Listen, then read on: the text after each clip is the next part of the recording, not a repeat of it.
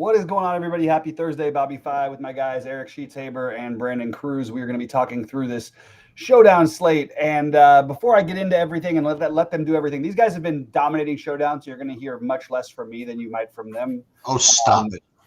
I'm being completely honest. I'm not trying to blow smoke, but it's the actual facts. Showdown's all freaking luck. I don't want to hear it. It's all Well, literally all luck. These guys are getting luckier more than I am, then, I guess. That's right. Well, so that means the regression, right? Isn't that what they talk about with all these smart DFS guys? Yeah, I guess so. I guess it is my turn, I guess. That's right. Exactly. Absolutely. All right. Well, we're going to get into it, but I wanted to mention to you guys like a couple things real quick. One, we do still have our code NFL 2025, all caps, and NFL for 33% off your first month. We've got some great packages out there. Additionally, and it's a little bit early to mention this, but we play on Stake Kings, and you know, I don't want to talk us up too much or whatever, but Sheets and I, you know, have done well over the years and done well for the Stake Kings people. We're going to start making that, I think, more exclusive to just people on our site. And we're in the early stages of it, so it hasn't happened yet. Just wanted to give that a heads up for those of you guys who are Stake Kings people. The other thing I wanted to mention was just the pay dirt stuff. I did a show with James McCool yesterday. I really think it's worthwhile for anybody who is a member to check out if they haven't yet. And if you're not, I really think the offering is extremely unique with the combination of pay dirt, TrueDFS, Sheets' projections, Goldie's projections, all of Brandon Cruz's content, mine, Goldie's, I already said that, and Rhodey's projections. The last thing I wanted to mention, though, is I do think we're doing more premium shows. So you're not seeing us as much for free shows.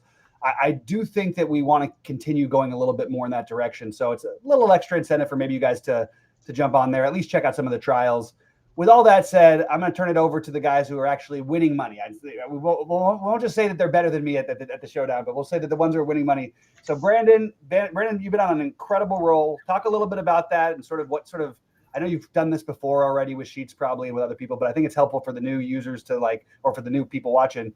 What have you been? What's been your approach, and what are the differences and sort of the things that you've noticed? Other than having larger bankroll from your previous play to your current play now. Yeah, it's a question that I've been getting asked on Twitter and Discord, pretty much on the daily, and it's just and I mentioned this with Sheets last week, but it's more so me still playing like I'm playing single entry, but just using the MME to make up for any shortcomings or combinations that I probably just wouldn't naturally get to. I'm still playing a very condensed pool of captains. I'm just using 150 maxing to try and nail the other 5 positions on those. And I understand that's one thing that you can't do in 20 max and you can't do in single entry, but I found tremendous success doing that, not only for showdown, but I mean, as I mentioned this morning, I won another WNBA slate, really along the same lines of just nailing on, just finding a condensed pool and just trying to nail the plays. Okay, let me ask you this, and I ask this to everybody who says what you just said, not just one particular point, where you said you still like to condense your captain ownership and condense your player pool. So my question to you, and I'm not being like sarcastic or anything like that, is how do you do that? In other words, like if you're going to say, I only want a certain amount of captains, like where do you, and I'll give you a couple of choices, then you could pick one or the others. Like, how do you decide where to cut that off? In other words, is it just based on, listen, your experience and just kind of, I don't want to say vibes in the wrong way, but just kind of like looking at, so you know what, this slate, it just feels like I want 5 captains, or this slate, I like these 5 guys because of just my experience with this stuff. So I like those 5 guys, and I only want a player pool of like 20 guys. So who's the 20? How do you determine who the 21st guy is? Is it like numerical? Is it feel? Is it, talk a little bit about that. So I guess shortly it's feel, but the experience that I've leaned towards the most, and I was talking to ACS the other day about this in greater detail, is I played Counter-Strike heavily during COVID. That was my main source of income. So there were slates for Counter-Strike every single day, and Counter-Strike, League of Legends, and Showdown contests are the exact same contests. Now, the only difference between Counter-Strike, and why I'm bringing this up is I was able to have, literally years of, slates, seeing how different things are breaking down. But on a 2-game Counter-Strike slate, there's 20 players in the pool, 5 on each team, 2 teams per match. So if it's a 2-gamer, there's 4 teams and stuff. And so since usually, there'd be one high-scoring guy on each team, you would want a captain to be one of those guys. So if you expand that, or at least in my mind, the way that I expand that, to a football team is like, starting wide receiver, starting running back, starting quarterback, whatever the case may be. And going back to feel or seeing what captains I want, I noticed that I was always like, I felt like I was always throwing money away if I expanded a captain pool and I ended up with, a 2% in my portfolio, 2% kicker, 2% defense, so on and so forth. I was just drawing dead money on those. So I moved on to not bothering to play a small percentage of like every captain. Okay, so if I remove the captains that I had very little exposure to, it would then move towards, okay, quarterbacks, wide receivers, like the main wide receiver 1 on both teams, running back on both teams and stuff.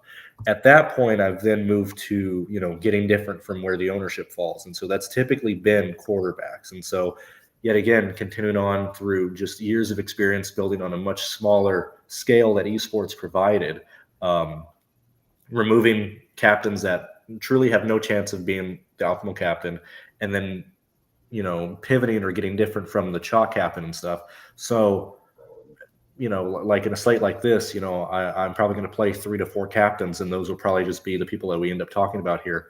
But I'm comfortable because I come from single entry. I come from, already being aggressive on that. I'm comfortable having a 150 lineup pool for a contest that only has 3 to 4 captains, if not sometimes 2, because I've just gone through my process and it's like, okay, this is showing me that I would be going this way in single entry.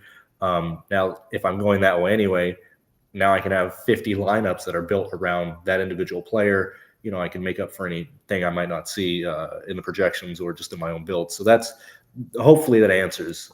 You touched upon a way of playing that is, I would say, kind of popular, but a lot of good players did for like a long time in pretty much all sports when they were playing MME. Is that if they got like 1, 2, 3, 4% of some dude, just X them out. You know what I mean? And then get better combinations with the guys you're actually getting, over a certain percentage of.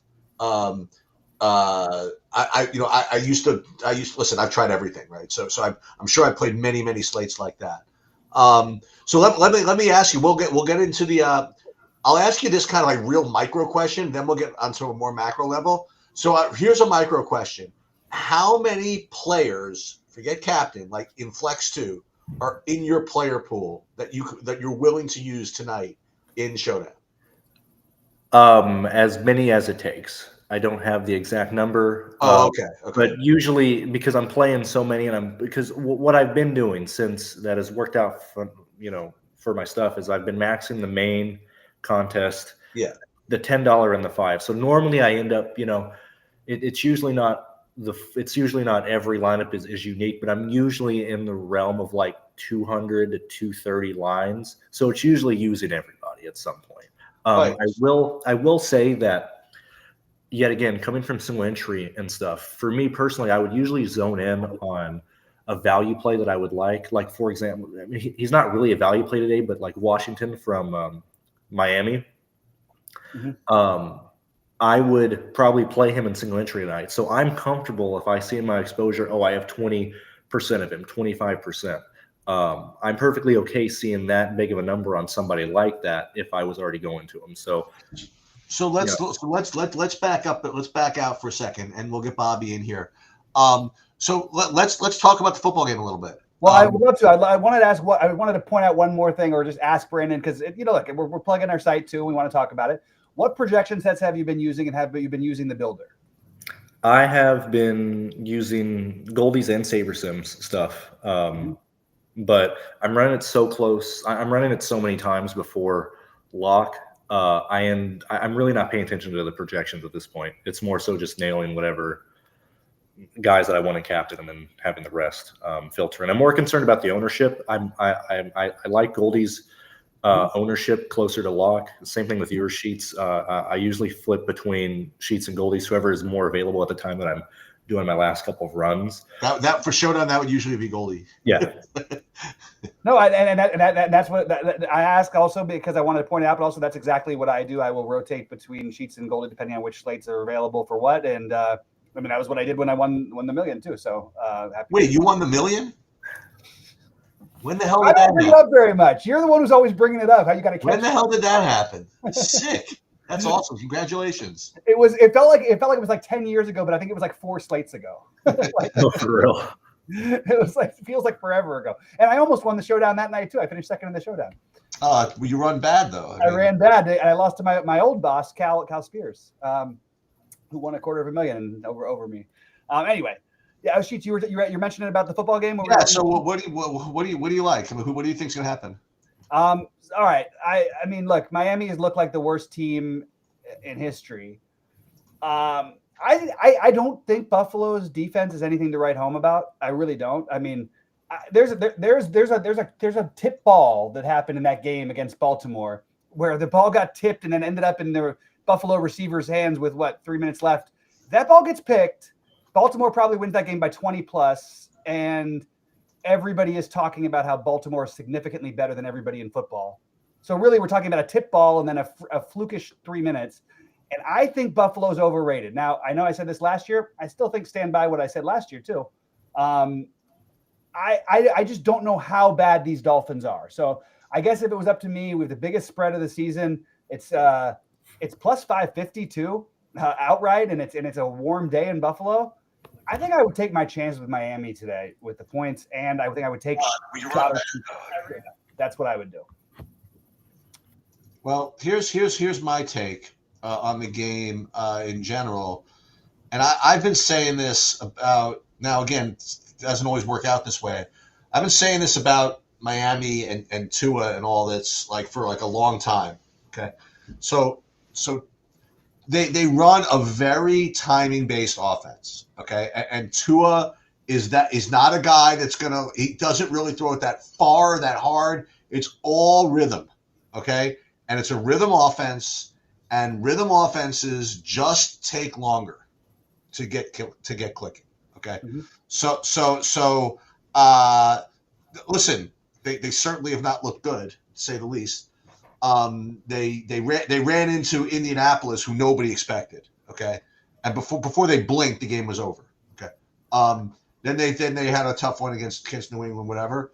But whether they cover or whether they don't cover, the fact is that they're going to be either playing close or playing from behind, and I don't think there's any variation where those guys don't rack up fantasy points. You know, mm-hmm. I think those are the guys you start with, really, are the Miami guys, and then the Buffalo guys are almost, I won't say secondary, but I guarantee you, can't guarantee anything, guarantee you that between A-Chain and Hill and Waddle, presuming he plays or whatever, I mean, there's going to be freaking points out there, whether they're garbage time points, whether it be close game points. There's going to be freaking points up there. And to your point, Buffalo, they didn't exactly hold Lamar in check. Not that Lamar is. No, they could have. They could have scored 50. Yeah. So I think from a game perspective, I think listen, it could be that Miami's a disaster and 35 to nothing, whatever. That's very possible. But as we know, things are never as bad as they seem and never as good as they seem, especially after 2 weeks. And so they've crowned Buffalo the freaking kings of the NFL. How many years in a row? They supposedly have won the last 4 titles. They just didn't actually. And they've never made. And the Josh Allen, he's really putting an end really quickly to the best quarterback to never make a Super Bowl. Okay. Yep. So nonetheless, I think these Miami guys are totally all in play. And starting with the guy that you mentioned, Brandon, the Malik Washington, I think he's a very, very strong value play to fill everything in. And I think it's harder to find the right Buffalo guys to play. I think the Miami guys, I kind of want to play all those dudes. Yeah, I think that makes a lot of sense. I want to throw something out really quick just because this sort of shocked me when I was doing my research earlier today. In their last 10 starts, Tua's outscored Josh Allen in 6 of those 10 starts. Wow. Fantasy points. I don't think anybody in the world would know that.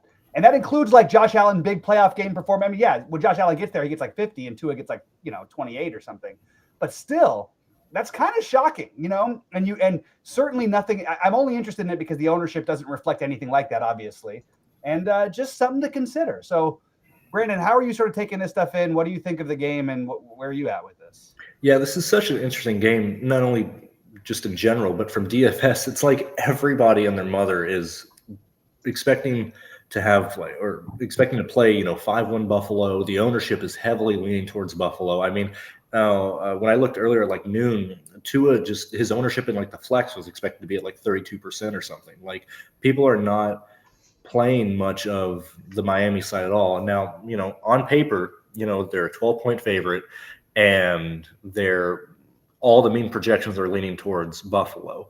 But in like we're playing DFS, you're trying to find edges and stuff, and especially when Allen is expected to be not only just the highest owned captain, but by a significantly huge margin.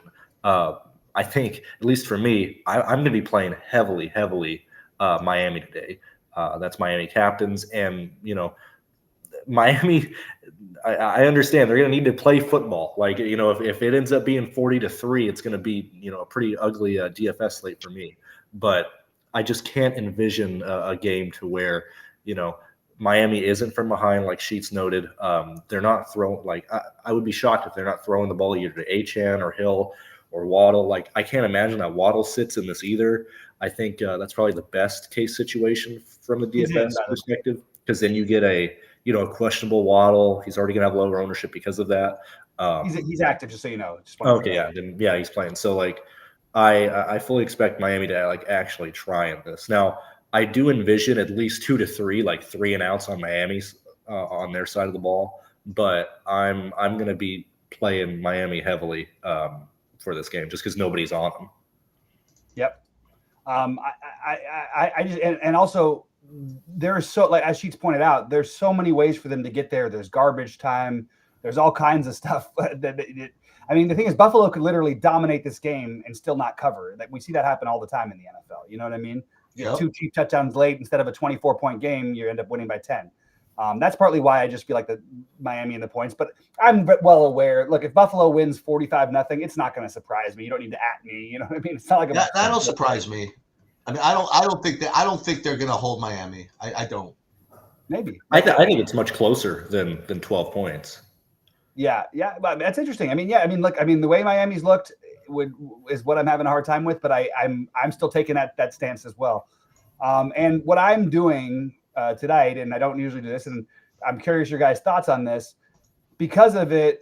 Basically, every option for Miami, I'm doing it in the captain spot, so I'm only really raising it 1.5 times there. So it's not really the full 1 point, but I'm raising everybody's projection by basically 0.7 or I guess 0.5 points for Miami.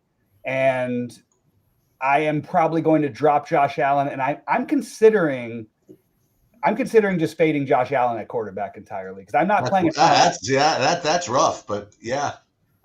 I just think that I think there's just so many other pathways to take a 26% owned guy that doesn't have to get there. And by the way, there is the chance they blow him out, and it could be the Ray Davis 3-touchdown game or something. The weird Ray Davis game. Mm-hmm. Again, I don't know. That's my take. What do you guys think about that? And what are you looking at as captains? I guess a little bit for this slate if you're not playing Josh Allen. Well, you can start. I mean, my first runs was the opposite. My first runs were very Buffalo heavy, and basically like 1,000,000,000% James Cook in the captain. That was my original run here, but I'm kind of screwing around a little bit. But right now, like literally that's the Buffalo. That's the Buffalo build. Don't put Josh Allen in there, but put James Cook in the captain. Probably play some Buffalo defense. Those are definitely the Buffalo builds. I like the backups for Buffalo too. And I think there's a lot of ways for them to get there because they play in close games too. Like I think Ray Davis and Tyler Johnson are both extremely in play. It's a tough. I'm not saying to captain these guys, but I think that they're very much in play for the flex, right? Like, are you guys getting to any of them? I'm curious sort of where you're at. Yeah, when I usually what my process does is I try and figure out what the field is going to do, and it seems like it's going to be Allen, HN, Wood as the main captains and stuff. And I was noticing that I was getting a lot of the backups, or expected to see a lot of these cheaper backups, in the flex position. What I'm personally changing. So earlier in the day, I was considering more of the Coleman and Shakir angle in the captain positions. My captains that I was looking at were more so like Hill, Waddle, Shakir, and Coleman. But as I've gone through and listened to stuff today and looked at the builds, I'm leaning much more towards just using Hill, HN, and Waddle today, because those are the three that are going to have to be doing stuff on Miami. I know we mentioned Washington, but I don't really see the reason why we would need to punt that low at the captain, especially when we're already. If you wanted to play Tua, Tyreek, A-Chain, and Josh Allen. Yeah, but I don't think you need to, since Waddle is already cheap enough to make that work, and Hill. Like, if we look at what Tyreek Hill's upside really is in this game, I mean, what is he? I mean, he's the fourth guy on the slate, and he's only 9,800. Like, that's well. And these Buffalo cornerbacks are garbage. They're just garbage. And Waddle is 88. Like, I just don't think you really need. I feel like you're giving up too much ceiling having Washington as the captain. So I would probably look against that, just because we can kind of pinpoint where the expected points should be coming from on the Miami side, with Buffalo being so up in the air. Sure, obviously Allen, sure, obviously Cook, but that still leaves you at least 4 to 5 guys competing to be that third or fourth highest score on Buffalo. I mean, even Prater can get there. Obviously the receivers, even Dawson Knox. Like, I don't really see why you would take that risk playing Washington the captain today. Again, it depends on how, and as Bobby's kind of alluding to, like how, what that does for you. Again, I haven't really run that stuff. If you got them in the captain, it would be because, like you said, that would be the only way to get like all of those superstars like in the lineups. Mm-hmm. So, I mean, if I got to him, I would imagine there'd be a good reason, but I'm currently not in the captain. Yeah, I think that's interesting. So I'm actually going to try and rerun mine here without see what happens when we do the little things that I'm trying. I'm going to shout out, by the way, to McCool's stuff. So I've been using the portfolio manager to help scan my lineups for dupes, and it's been very helpful. And all you could do is judge like how you do before the slate goes. And yeah, I did have that big score, and I did use. By the way, I did use McCool's stuff to build those. Actually, not to build them. Again, you don't use McCool's stuff to build lineups. You like put lineups in there, and it like analyzes them for you. Mm-hmm.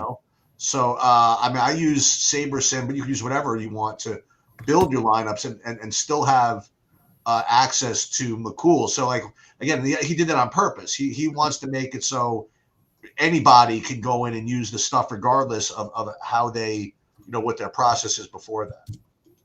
Mm-hmm. Yeah, I love that.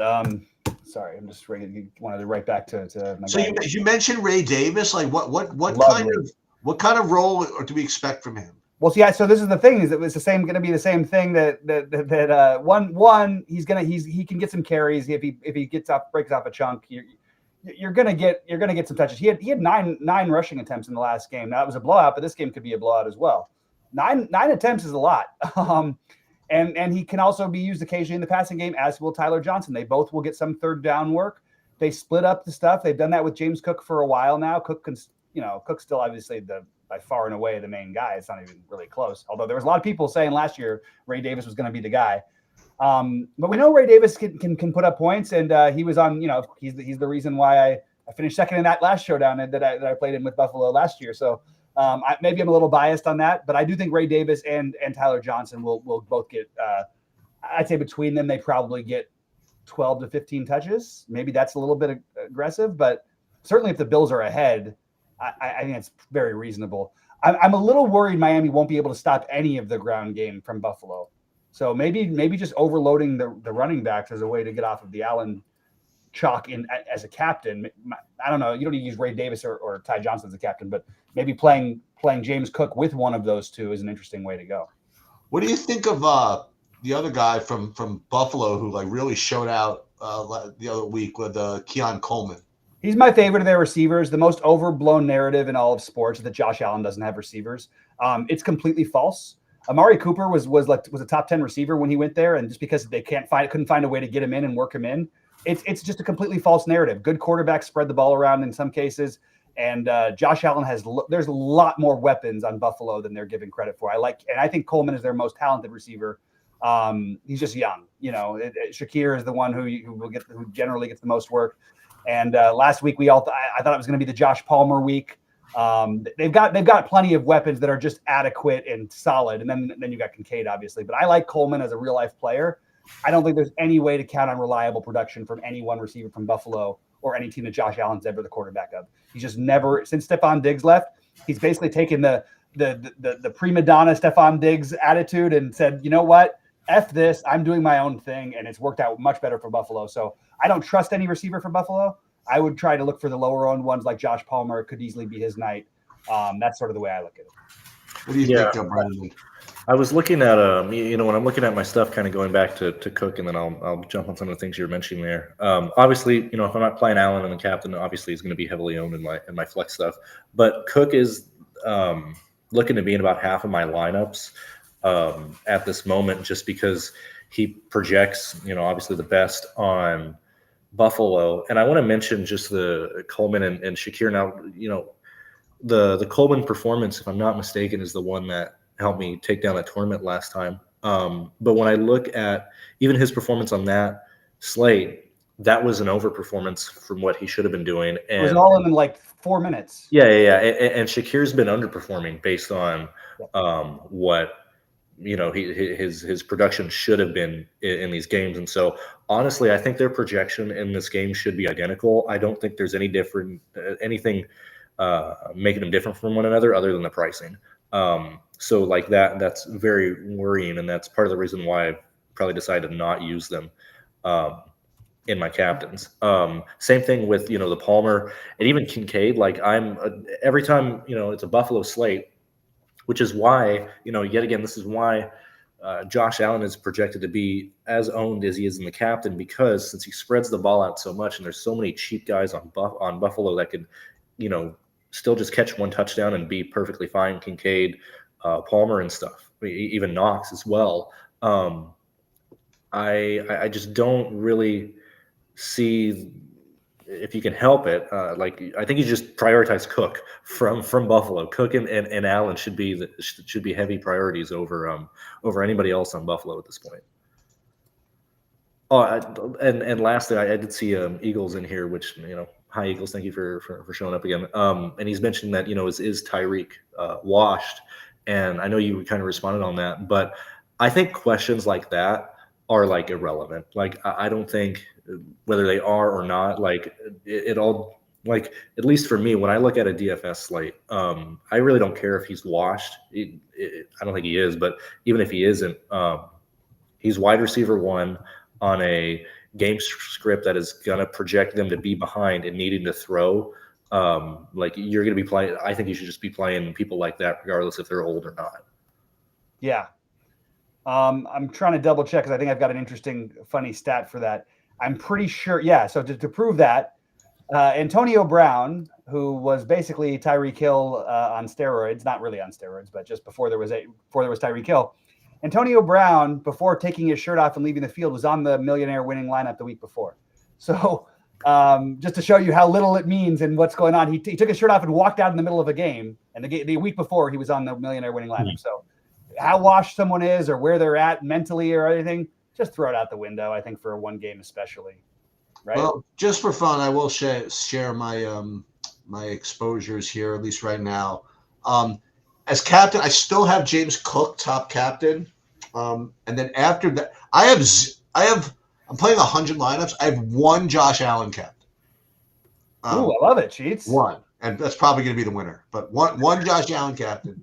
And then I have Tyreek Hill. I do have a Keon Cole, some like I have like 15% Keon Coleman in the captain. But it's Hill, A-Chain, and Waddle, and then Tua. This is behind Cook, so it's not going to be Josh Allen runs it in a bunch of times. It's someone else's show. Yep. And look, it's just what it is. I don't disagree. I also want to point out we didn't mention a guy for the flex that you could consider, and this is the problem with Buffalo.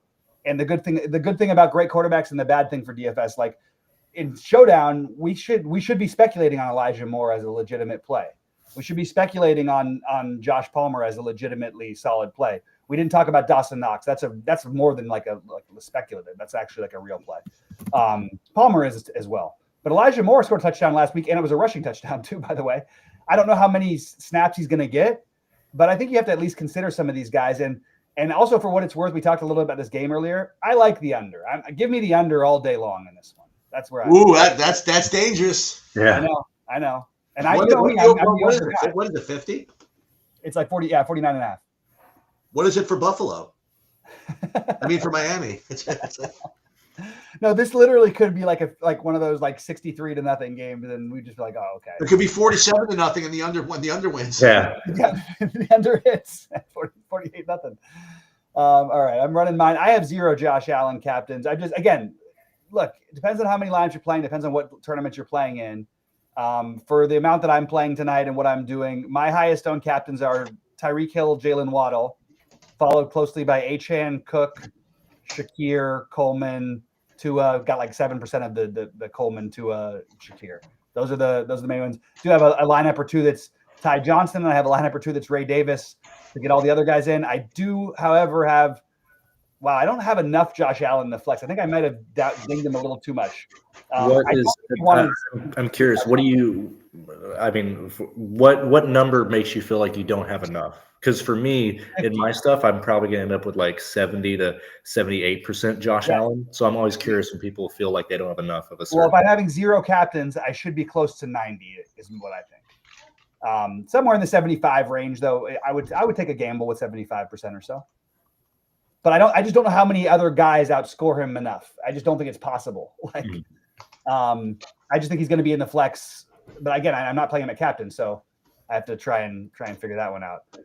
I do want Josh Allen, and I did bump Tua's projection up. I've got 80% of Tua in the flex, which is, if you look at his career in Buffalo, you would think I was nuts. But this is not Buffalo when it's -10. This is Buffalo when it's 70 degrees and nice out. Right. Very important to sync that one. Let's see. I also think not just because we're all lined up here, but I just think from a DFS perspective, when there's games like this where ownership is leaning one way, the market's leaning one way, I think, at least in my opinion, I think you always have to take a team like Miami in this situation, just due to the potential upside you have there, and just go in, ready to, lose whatever you end up entering. Like this, I personally love this slate from the potential upside that the Miami players have versus the DFS field. Yeah, I agree with you. And you mentioned Washington. I agree with what you said about Washington. I do think that Westbrook-Akine is just about as good a play at much lower ownership, for what it's worth. But again, I'm just going to be my builds are going to be heavily Miami focused. And then using all the running backs from Buffalo, not named Josh Allen. Hopefully Josh Allen doesn't run it in. That's all I'm hoping for. My hope is that Miami's defense is bad enough, and this is going to sort of be contrarian to my undertake, but that they're bad enough that they can sort of score however they want. So they don't need to force Josh Allen in there all the time, not let him get hit 100 times. Rody's got 26% of captain. Cardi has 2 of Yeah, I agree. I have Tua way higher too, and as does Goldie T1 for what it's worth. I'm not going to give away everything exactly, but we both have Tua. We all have Tua significantly higher than what's it called than SaberSim does. It seems like everything I've looked at today has Tua higher than SaberSim does. They're the ones who really don't believe in him, and I don't blame them. I mean, I whatever this Miami team, I don't think has much of a chance this year anyway. But I still think there's enough upside to glean from this game, and I think that Buffalo's defense is much worse than people think, and especially the corners. I'd be playing Tua to Waddle and Tyreek on a if this game was on the main slate, that would be one of my main stacks. Yeah, I'd be doing the same. And yeah, I mean, I played Josh Allen on the main slate this last week. He scored 11 points. Like good teams in good situations can score just as bad. And I don't even mean to use like Daniel Jones was on a millionaire maker and stuff. I don't even mean like in that regard. He's just nobody's going to play Tua. He's pretty cheap and he has all these pass catchers. I mean, these are teams where he should be able to score very well and carry multiple players up with him. He certainly should have the opportunity. Yeah. The only thing is, and then there's the Buffalo side, which they can't stop the run based on week one. I think the overall people are going to realize the biggest weakness in their game is going to be their cornerbacks until they get their main guy back, who still hasn't been good in 3 years. So I don't know why Buffalo is the team that everybody thinks is going to win the title, but they do again, and I will stick with my Ravens, who also end up the same place Buffalo does every year. The last thing I want to talk about, which is why I specifically don't enjoy playing running backs at captain, but the props and the projections lean heavily towards Achane being involved in the receiving game today. I think Ship It Nation was talking about him having props at like 5.5 or something, and that's even higher than Christian McCaffrey and other like top running backs and stuff too. So that for me, that's pretty significant, especially we've already talked about how much we like Waddle, Hill, Tua, and stuff. If Achane is going to specifically project to be involved in that as well, I think for me that bumps him up to be involved in my captain pool. Fair enough. Yeah. Any? So you mentioned N'Keal Westbrook, whatever. You have any of this Tanner Connor? I actually ended up with one Tanner Connor captain, and I can't quite figure out why. I mean, he's showing up in a ton of my lineups, by the way. Yeah, and I don't know. I'm just taking a quick look to see if there's not something that's like a little outlandish. I mean, it's like he's got a 2-point projection. Well, Goldie's got him at 3.5. I think I might have him at 3. Yeah, you got him at Goldie's got him at 3.5. So maybe that's why. But I don't. There's nothing wrong with that. I have him in so this is what I meant kind of going back just because I'm playing so many. I have him in 7.5% of my lines, which is 21. That's a lot. But I mean, 21, I don't. A lot of lineups. So I have Westbrook Akine at almost in the flex. He's supposed to be his projected ownership is, and again, there's a lot of cheap guys, so I get they has to sort of clock somewhere. But his projected ownership is 4%. I've got him at 30%. There's a lot of guys you can take shots with, and because of it, like the Washington, I totally get it. Washington makes more logical sense. I just think taking that pivot for cheaper and 1/8 the ownership, taking that shot with Westbrook Akine and hope he's the one who gets in the end zone. All right, guys. Is there anything else for us to talk about?